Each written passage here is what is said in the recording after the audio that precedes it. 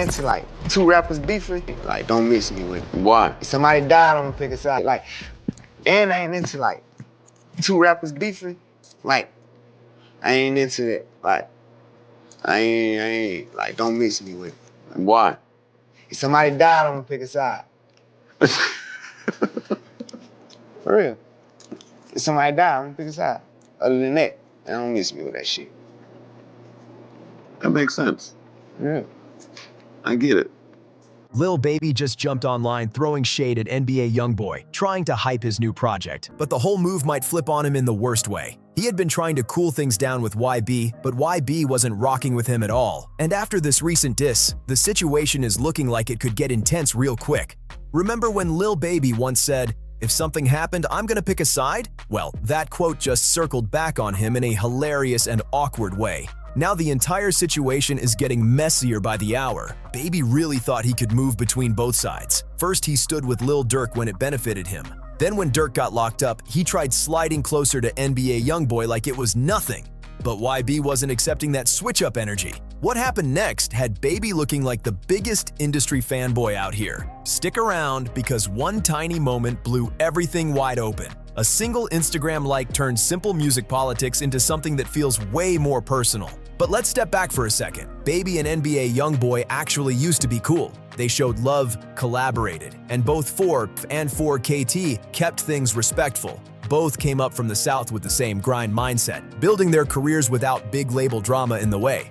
Everything flipped the moment King Von lost his life in that Atlanta situation involving Lil Tim back in November 2020. That moment wasn't some random street disagreement. It was tied to the long-running tension between NBA Youngboy's circle and Lil Durk's people. Von was Durk's right hand, his solid partner, his full-on brother in the game. When Tim stepped in to protect— And I remember saying, yo, Youngboy, if you don't can do a song with Lil Baby, nigga, because I gave him a whole list. I remember I sat in the car with him. I told him a whole list of niggas who he should do songs with. And I remember him telling me, he was like, yo, you know I can't do a song with him because, like, yo, so-and-so. He was telling me what type of beef, so I was like, oh, shit, I didn't know the beef was that deep. I'm like, all right, I get it. But I'm telling you the facts. Kondo Rondo that night, the whole industry felt the shock instantly.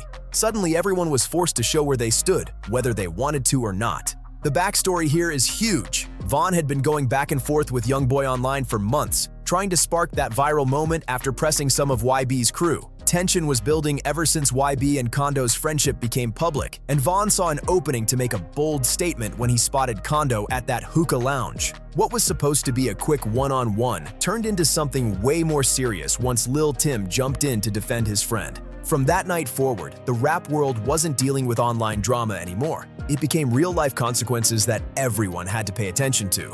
And that's when Lil Baby made his loyalty crystal clear, when he dropped Voice of the Heroes with Lil Durk in June 2021. It wasn't just an album, it was basically a public declaration of who he rocked with. The cover art said it all, both of them wearing their respective crew fits. Durk with OTF and Baby with 4P, sending a message without saying a word. Even prosecutors tried to use that image, but in the streets, it mainly showed exactly where Baby stood. The timing of that project was wild because it dropped just months after that Georgia situation where folks tried to run down on Kondo Rondo's team. The scene had over 100 rounds flying. The whole thing ended up on the Fed's radar. And right in the middle of all that, Baby and Durk popped out with a joint album that had everybody raising their eyebrows. On that project, Baby was right there standing beside Durk while Durk sent coded shots toward Kondo Rondo and NBA Youngboy's circle. They hinted about sliding through on rivals and even made references to Kondo's Rolls Royce after he explained the whole Von situation in that Angela Yee interview. Durk rapped lines like, "That Rolls better be proof we gonna shoot at them stars," clearly pointing at— You don't fucking care. Like, this is a huge situation. That's when I realized, yo, bro, Youngboy's just on a different type of time. Kondo's interview in that luxury truck. And Baby wasn't just chilling in the background. He added his own energy to it. He started talking about moving through different cities with switches on the Glocks, basically making it clear 4PF and OTF were locked in together no matter what came next. This was barely a year after Von passed, and Baby was fully tapped into the revenge-coded talk, showing he was riding with the movement. The lyrics got even more detailed when Meek Mill jumped on the project. Meek talked about spinning for Von and spinning for Shawl, making it sound way bigger than just rap bars. It came off like a coordinated message about the Atlanta situation, and Baby was hyping every part of it. But here's where things really heated up. NBA Youngboy wasn't about to sit back quietly while the whole industry lined up against him. YB had been watching everything. YB watched rappers who once showed him real love suddenly switch up and start choosing sides off politics instead of principles. So when Voice of the Heroes dropped full of coded threats, YB knew he had to fire back in a major way. That's when he released his legendary diss record, I Hate Youngboy, and he made sure to call out Lil Baby by name. He said, Baby, he with him 4 PF 4 poles firing, basically telling Baby that once he stood with Dirk, he automatically placed himself on the opposite side too. But YB didn't stop there. He went at Gucci Mane for switching up, and even took aim at the whole Atlanta scene, making it clear he saw the fake love and wasn't forgetting any of it. What made YB's response hit even harder was the fact that he backed up his words with real actions. DJ Academics reported that YB had turned down collab offers from Baby because of the tension, proving this wasn't just music. This was real business shifts tied to street-coded politics. Soon the whole industry began choosing sides, and most leaned toward Dirk because he had bigger networks and looked like the safer option. But YB didn't care about no industry chessboard. He kept— Is not a cloud chaser. He don't just go for who making the hottest music. Who he fuck with, he'll make music with them all day. I've suggested, I won't mention names because I ain't trying to do all that. I've mentioned names. He said, Ack, who you want me to collab with? I mentioned names. He said, yo, Ack, I can't do that. I said, why? He said, yo, I'm cool with this nigga and that nigga is beefing with that nigga. Releasing music, kept growing his fan base, and proved he didn't need industry approval to win. Fast forward to 2024, and everything flipped again when Lil Durk got taken in on those federal murder-for-hire allegations.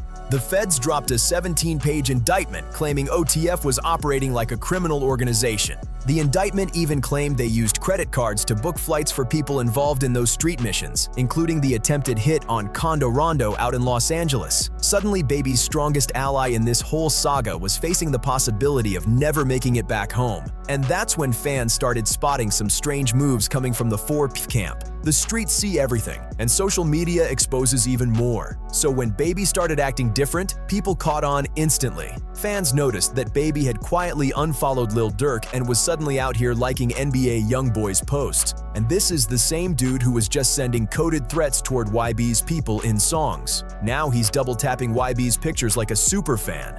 The optics were crazy, but Baby kept doing it anyway. The streets noticed, the fans noticed, and most importantly, NBA Youngboy noticed. But instead of calling Baby out directly, YB chose the most disrespectful route possible. He pulled up to Baby's own city and showed him what real influence looks like. When YB came to Atlanta for his concert, he made sure the whole city felt the message. He performed I Hate Youngboy live on stage, right in Lil Baby's backyard. And he didn't just diss Baby. He went at Gucci Mane, 21 Savage, Lil Durk, King Von, and basically everybody who had chosen a side against him. The level of disrespect was wild. But what made it even more painful for Baby was the timing. YB had just been acknowledged by Fulton County reps before the show, with officials talking about honoring him on behalf of the state of Georgia. Atlanta's city officials rushed to say they weren't involved, but the damage was already done. YB getting official recognition in Baby's own city was already wild, but then YB hopped on that stage and went crazy with it. He performed that diss track with the same hype he brings to his biggest hits, and the crowd went nuts for it. Imagine how embarrassing that had to feel for Baby. This is the same guy who was once rapping about pressing YB's circle, and now YB is in his city, on his turf, clowning him while thousands cheer like it's a celebration. And then Baby tried to play it off like he didn't care, which made it look even worse. That's not a small moment. That's a huge hit to his pride. And instead of standing firm, Baby was too focused on trying to smooth things over, which had people calling him a full-on groupie for real. The streets started calling him wishy-washy, saying his whole image didn't match his actions. Because how do you go from talking tough to trying to be cool with someone the second the situation flips?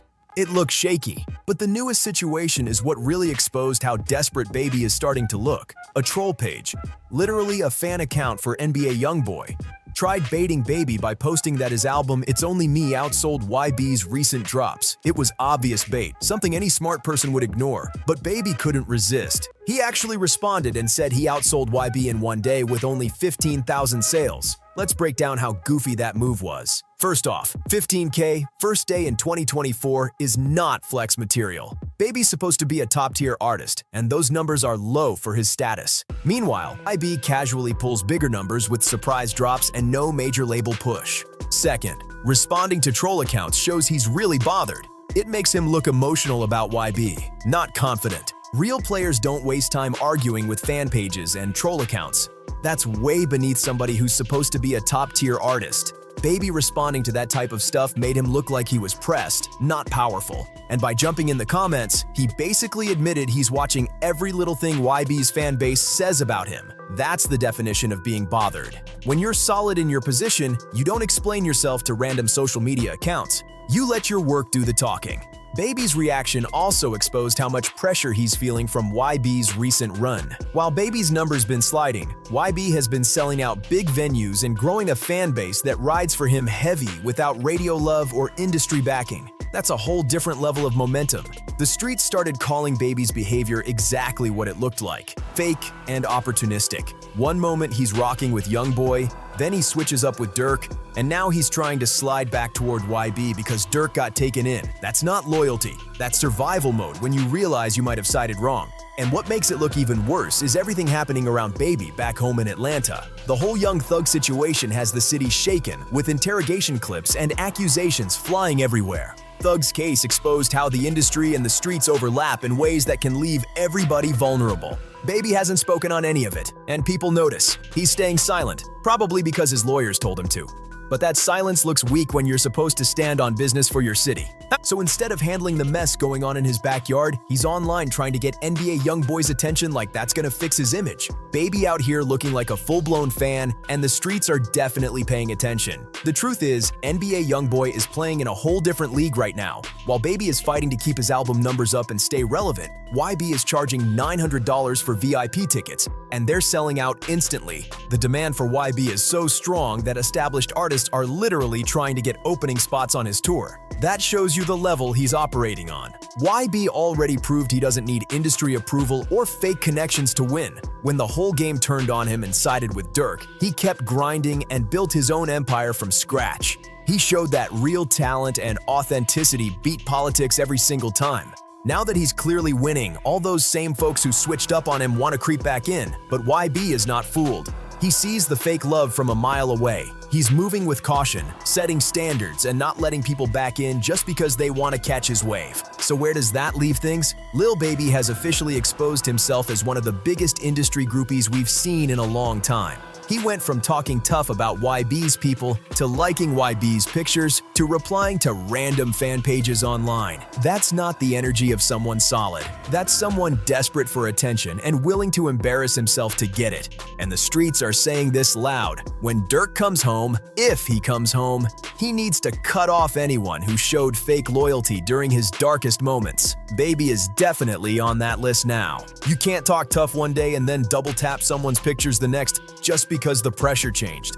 This whole situation shows exactly what's broken in the music game today. A lot of these artists want to act street when it makes their image look tougher, but the second real-life consequences start creeping in, they switch sides quicker than the weather. Baby tried to ride the street politics wave when it boosted his career, but now that things are getting a little too real, he suddenly wants to play the "it's just entertainment" role. Meanwhile, YB never treated any of this like a joke, not once. When YB said he was cutting off fake folks, he meant that for real. When he said he didn't need industry approval, he proved it. And when he promised he'd remember who was solid and who switched up, he's showing that loud and clear right now. And honestly, the situation isn't about to get deadly in a physical way. It's Baby's reputation that's in danger. In a culture where authenticity is everything, Baby just exposed his whole hand, and it's looking real shaky. So what do you think? Is Baby wrong for trying to switch sides, or is he just trying to protect his business? Drop your thoughts in the comments because I want to hear what you think. Make sure you like, share, comment, and subscribe. for more real talk about what's happening behind the scenes. And I'll catch you on the next one. Stay solid.